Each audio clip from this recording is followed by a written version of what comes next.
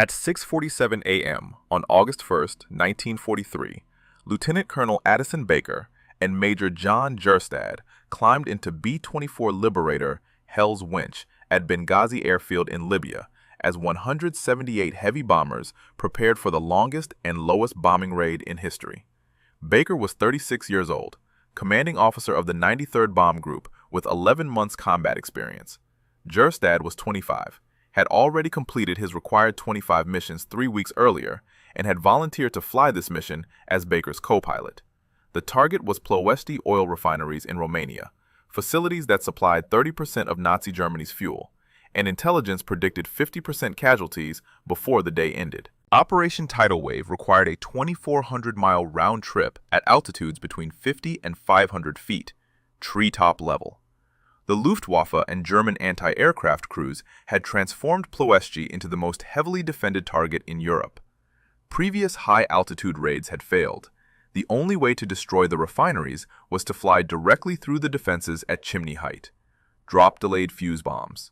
Hope the explosions didn't catch your own aircraft. The 8th Air Force had lost 47 B-24s during training exercises for this mission.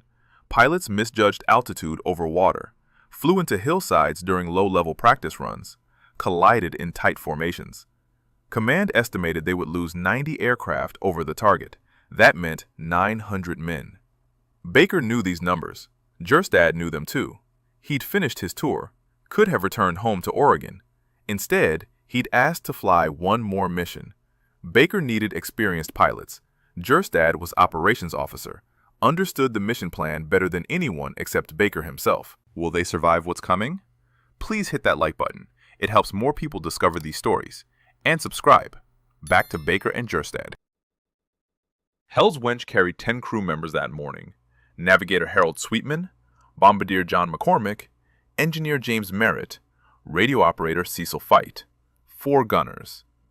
Every man understood the statistics. 1 in 2 aircraft wouldn't return. But Ploesti produced 12 million barrels of refined petroleum annually. Every day those refineries operated, German tanks rolled deeper into Russia. U-boats hunted Allied convoys. Messerschmitts intercepted bomber formations over Germany. Destroying Ploesti could shorten the war by months, save thousands of Allied lives. The mission was worth the cost. Baker had briefed his group 3 times, emphasized timing. The entire attack depended on 5 bomb groups reaching their targets simultaneously at exactly 9:30 a.m. Romania time. Spread defensive fire. Overwhelm anti-aircraft crews. Any delay meant concentrated defenses. Any deviation from the flight plan meant disaster. Each group had specific refineries to hit. The 93rd would attack the Astra Romana and Uniria refineries. Baker's aircraft would lead the formation, set the example, show his men the way through. At 7 o'clock, engines thundered across Benghazi airfield. 178 B-24s lifted into the morning sky, formed up over the Mediterranean, turned north toward Romania. The formation stretched for miles. 19,000 feet altitude initially. They would drop to wave-top height over the Aegean Sea, stay low across Greece and Yugoslavia, reach Ploesti below German radar. Baker settled into his seat. Jerstad took the co-pilot position. Hell's Wench flew in the lead spot. 17 aircraft from the 93rd followed directly behind. 3 hours into the mission, a B-24 from the lead navigation group lost power over the Mediterranean. The aircraft carrying the mission's lead navigator. It descended toward the water, attempted an emergency landing. The bomber hit waves at 140 miles per hour, disintegrated. All crew lost. The entire operation had just lost its pathfinder. No backup navigator knew the complete route. Baker watched the formation continue north. Something was already wrong. The formation crossed the Greek coast at 9,000 feet, descended to 500 feet over Yugoslavia. B-24s flew so low that pilots could see individual trees. Sheep scattered as bombers roared overhead. The plan called for terrain masking. German radar stations couldn't track aircraft flying below hilltops. But low altitude meant fuel consumption increased. Navigational errors became critical. A wrong turn at this altitude could send the entire formation into mountainside. Baker checked his instruments. Fuel consumption normal. Engines running steady. Behind him, 17 B-24s from the 93rd maintained tight formation. To his left and right, other bomb groups spread across the sky. The 44th, the 98th, the 76th, the 376th. 5 groups, 177 aircraft still flying. One target, 30 minutes away. At 9:05 a.m. Romania time, the formation reached the initial point near Ploesti, the IP, the spot where bombers would turn east toward Ploesti. This was the critical navigation moment. Every group needed to identify landmarks, turn at precisely the right moment, follow the correct valleys toward their assigned refineries. Without the lead navigator, the mission commander's aircraft took over navigation duties. Baker watched the lead group begin their turn. They turned toward Bucharest. Wrong city, wrong direction. Baker recognized the error immediately. The lead group had mistaken one valley for another, a simple navigational mistake at 500 feet altitude. But Bucharest lay 30 miles southeast of Ploesti. The lead group was taking 3 bomb groups, over 100 aircraft, away from the target, away from the mission. The attack plan was collapsing. Baker grabbed the radio transmitter, tried to contact the mission commander. Radio discipline had been strict throughout the flight. Minimal transmissions. German listening posts were tracking them. But this was an emergency. The mission was about to fail. Baker called repeatedly. No response. Either the lead aircraft wasn't monitoring the frequency, or they couldn't hear through radio interference. German jamming had started the moment the formation crossed into Romania. Static filled the airwaves. Jerstad looked at Baker. The decision was simple. Follow the lead group to the wrong target and waste the entire mission. Or break formation. Turn the 93rd toward Ploesti alone. Lead his 17 aircraft into the most heavily defended target in Europe without the planned support from other groups. No simultaneous attack.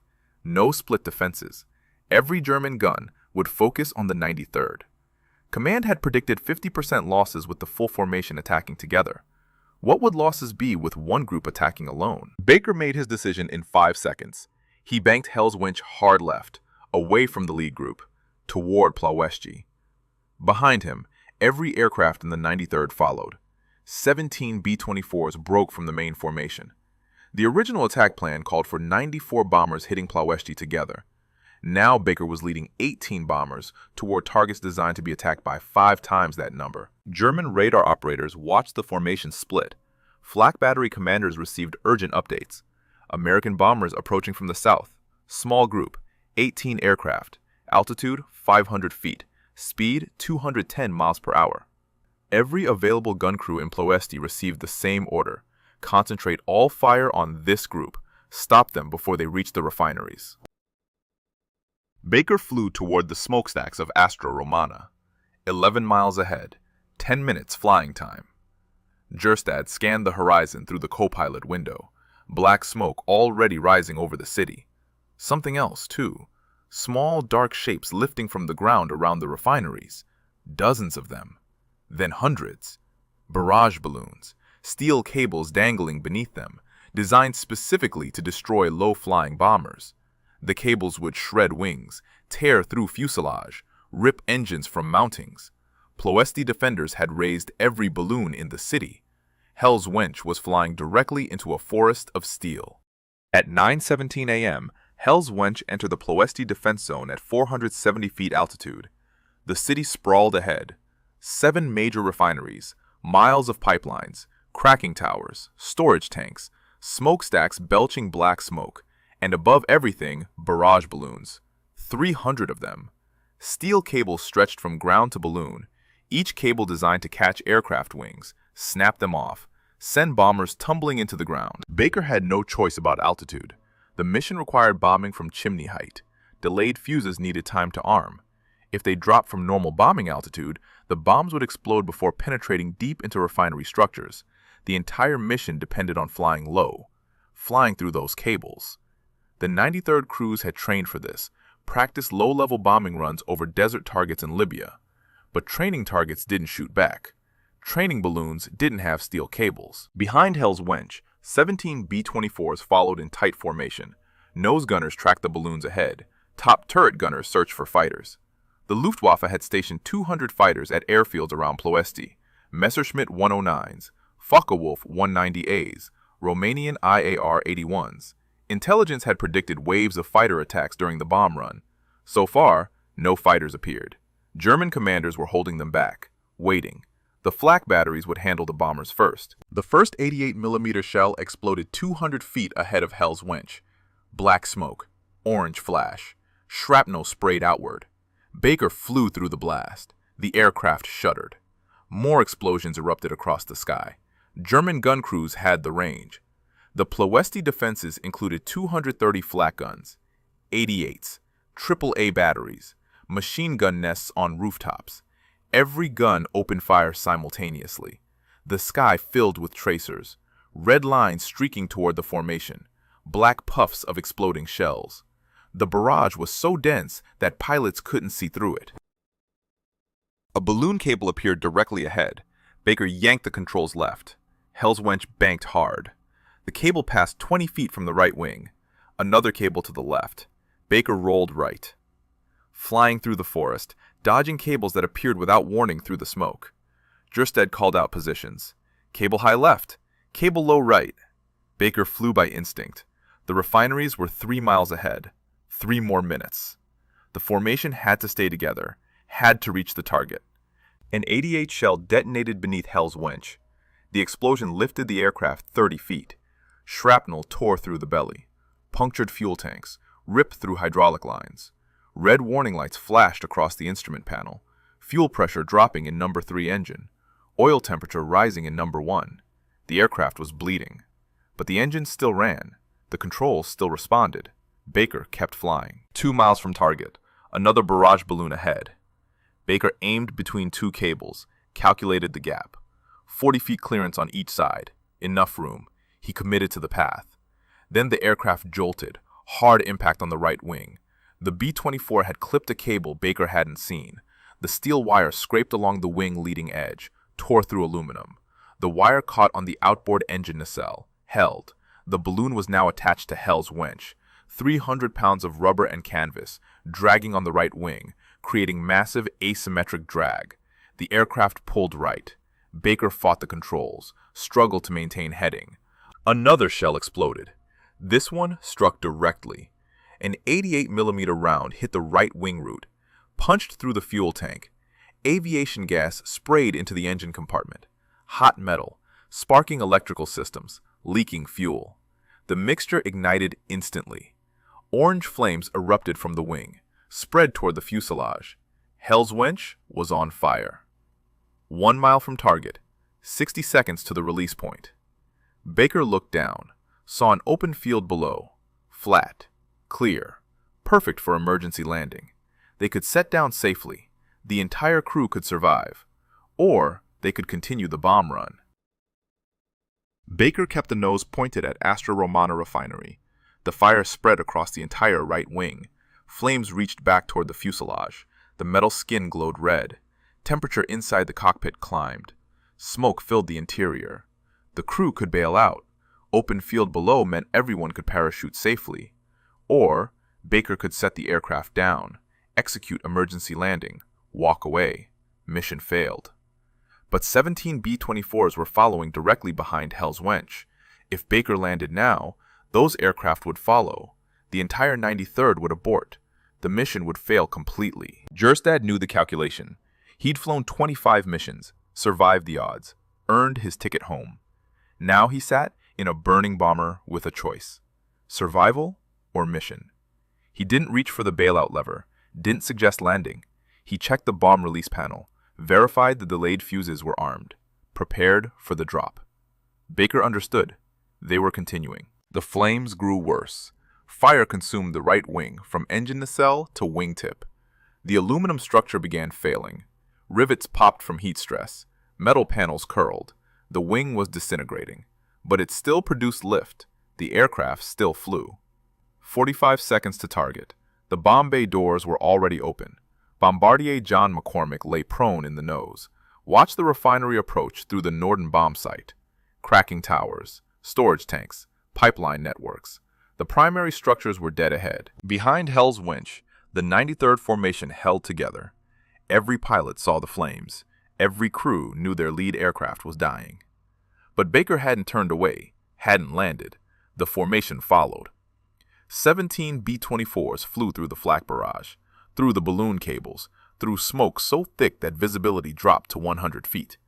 They followed Hell's Wench because Baker and Jerstad were still flying. German gunners concentrated their fire on the burning bomber. Every tracer, every shell. If they stopped the lead aircraft, the formation would break apart. 88 rounds exploded continuously around Hell's Wench. One shell detonated so close that shrapnel shredded the left horizontal stabilizer. The aircraft yawed violently. Baker fought the controls, used rudder and aileron together, kept the nose steady. The bomb site required stable flight. Any deviation meant missed target, wasted mission, wasted lives. 30 seconds. The refineries filled the windscreen. Cracking towers rose 300 feet high.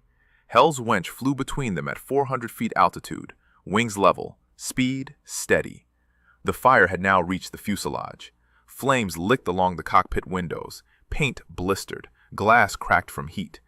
Oxygen masks provided breathable air, but the temperature was unbearable. Baker's hands were blistering on the control yoke. He held course. McCormick centered the crosshairs. The delayed fuse bombs would penetrate buildings before exploding, cause maximum structural damage, destroy the refining equipment.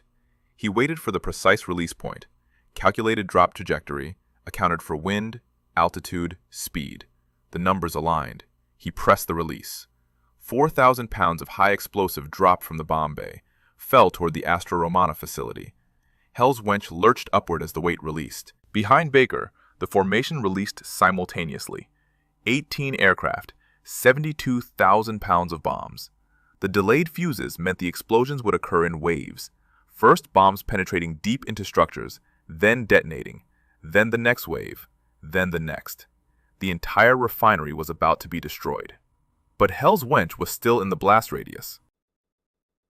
Baker pulled back on the yoke, tried to gain altitude, get above the coming explosions. The right wing barely responded. Fire had destroyed the control surfaces. The aircraft climbed slowly, 100 feet per minute. Not enough. The bombs would detonate in 18 seconds.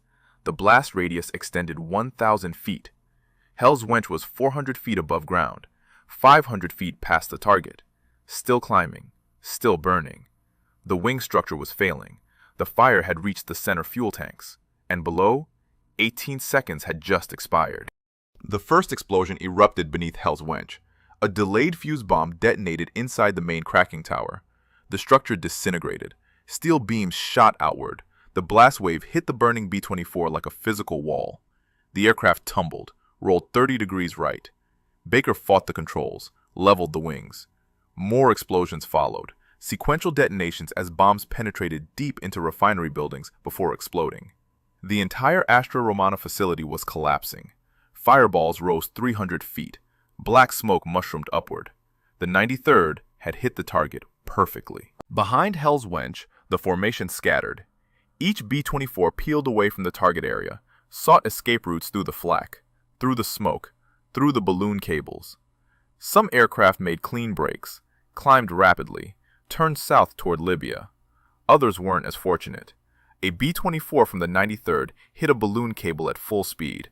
The wire caught the left wing, sheared it off completely. The bomber rolled inverted, crashed into a storage tank, exploded. 10 men dead instantly. Another B-24 took a direct hit from an 88 shell. The round penetrated the bomb bay, detonated the remaining bombs still on their racks. The aircraft vanished in an orange fireball. Fragments scattered across 200 yards. No parachutes, no survivors. A third bomber flew directly through a flak barrage. 20mm rounds stitched across the fuselage, killed the pilot, wounded the co-pilot. The aircraft nosed down, struck the ground at 200 miles per hour, cartwheeled through a residential area. 14 civilians died alongside the crew. The 93rd was paying the predicted price. Command had estimated 50% casualties with full formation support. Baker's group was attacking alone, with 1/5 the planned aircraft, against the full defensive capability of Ploesti. The mathematics were brutal. 18 bombers entered the target zone. 4 were already gone. 40 men dead. The survivors were still fighting their way out.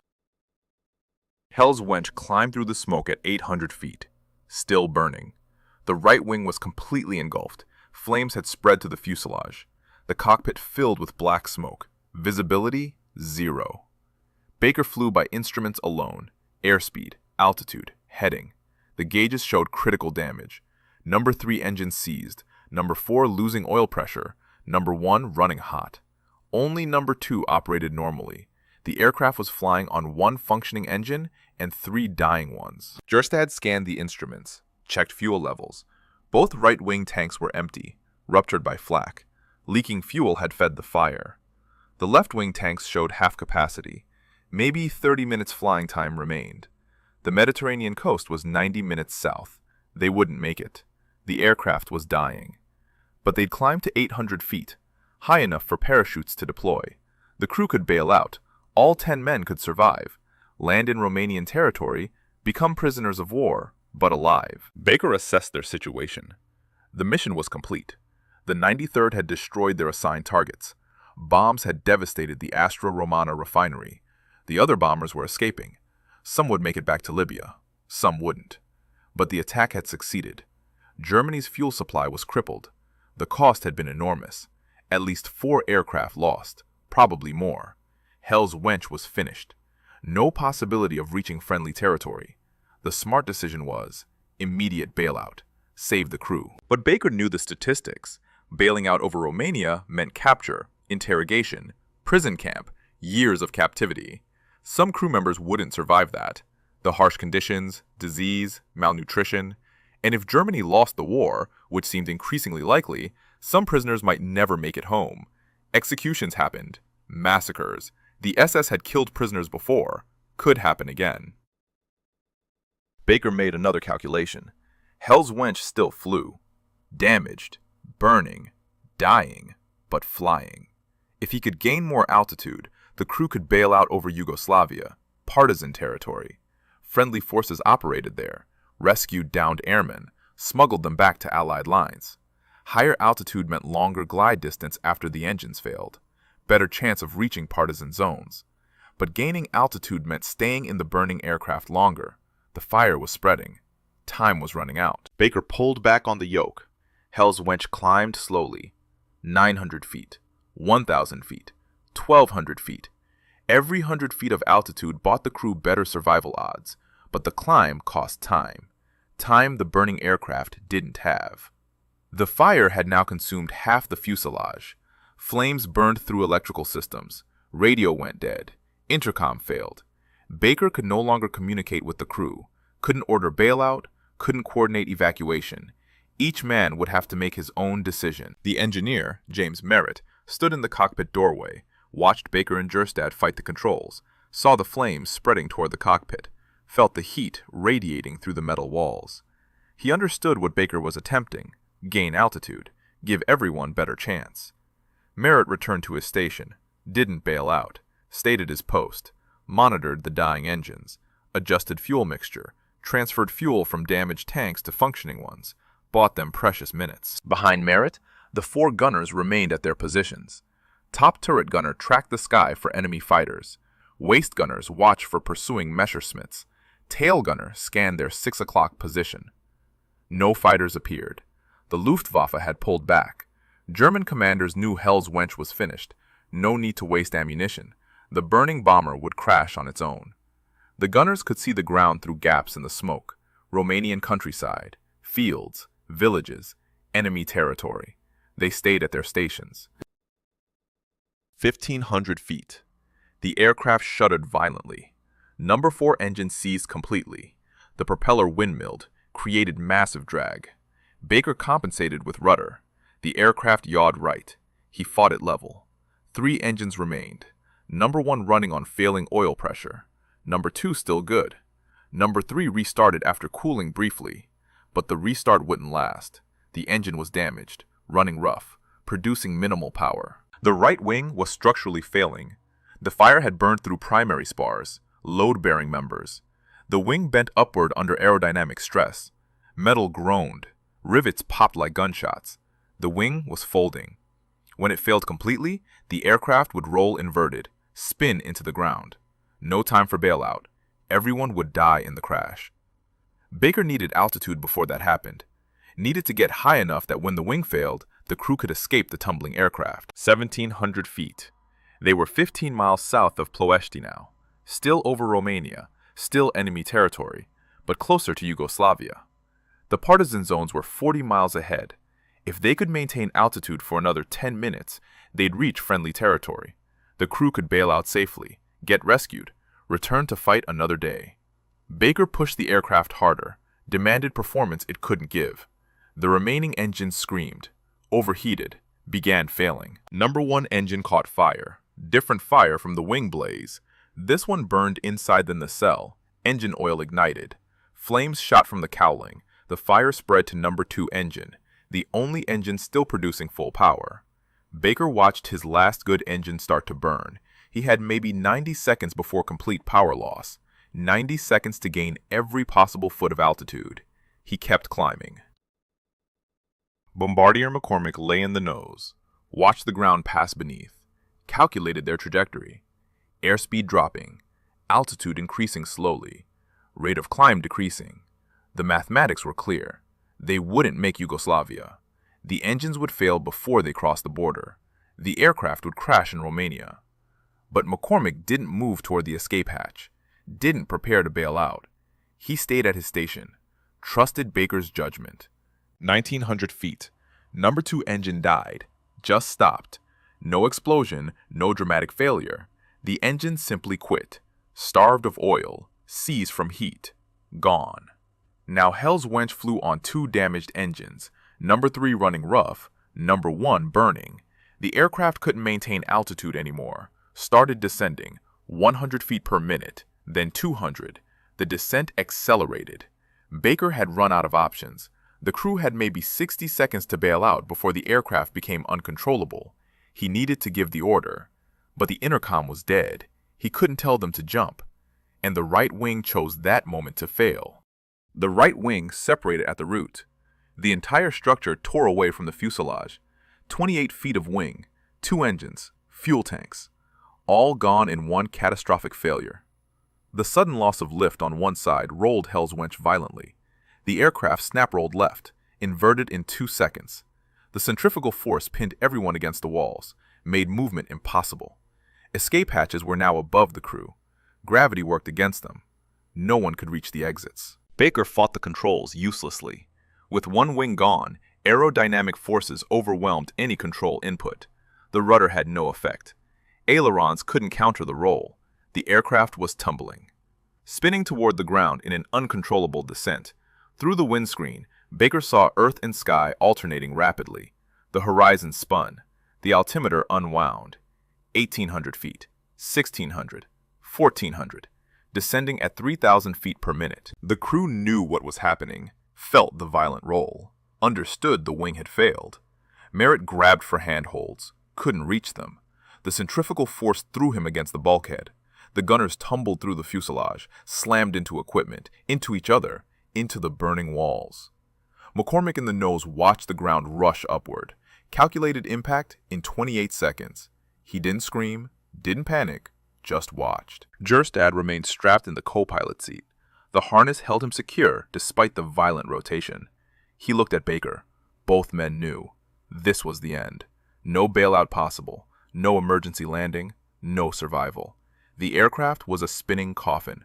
They'd completed the mission, led the 93rd to the target, destroyed the refinery, kept flying when they could have landed safely, made the choice. This was the consequence. 1,000 feet. The spin accelerated. Aerodynamic forces increased as airspeed built. The aircraft rotated faster, 4 revolutions per second. The remaining left wing began failing under the stress. Metal screamed. The fire spread throughout the fuselage, consumed everything. The ammunition for the 50 caliber guns began cooking off.